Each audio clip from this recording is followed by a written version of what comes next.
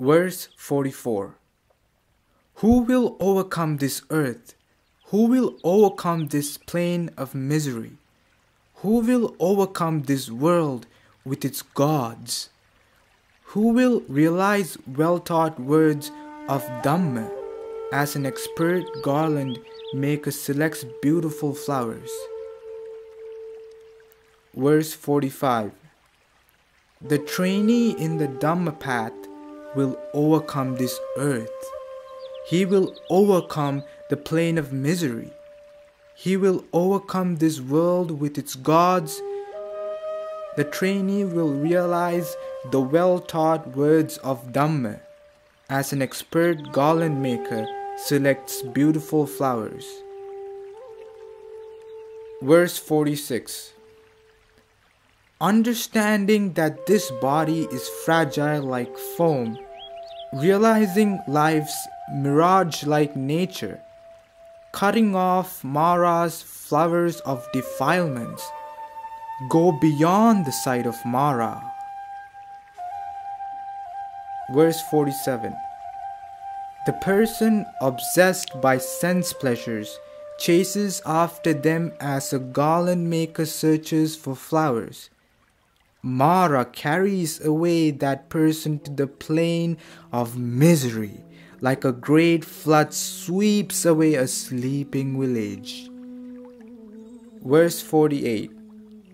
The person obsessed by sense pleasures chases after them as a garland maker searches for flowers. Although he has not fully satisfied himself with sense pleasures, Mara brings him under his control. Verse 49. As a bee gathers nectar from the flower and flies away without harming the flower's beauty or its fragrance, just so the sage goes on his arms round in the village. Verse 50. Do not consider what is false in what the others say or what they have or have not done. Consider instead what you have or have not done.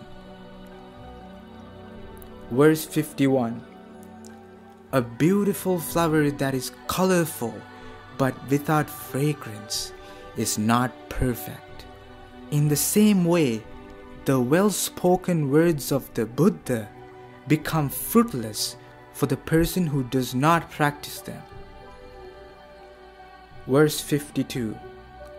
A beautiful flower that is colorful and also fragrant is perfect.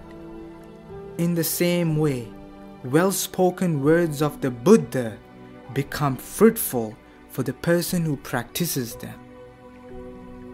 Verse 53. As an expert garland maker makes many garlands from a heap of flowers, you who obtain the human life should do many wholesome deeds. Verse 54. The scent of flowers does not go against the wind. The scent of sandalwood, jasmine, and rosebay does not go against the wind. But the scent of a grateful person does travel against the wind. The scent of his virtues spreads in all directions. Verse 55. Of all the fragrances, sandalwood, rosebay, water lily, and jasmine, the fragrance of virtue is the sweetest. Verse 56. Slight is the scent of rosebay or sandalwood, but the scent of the virtuous is supreme, drifting even to heaven.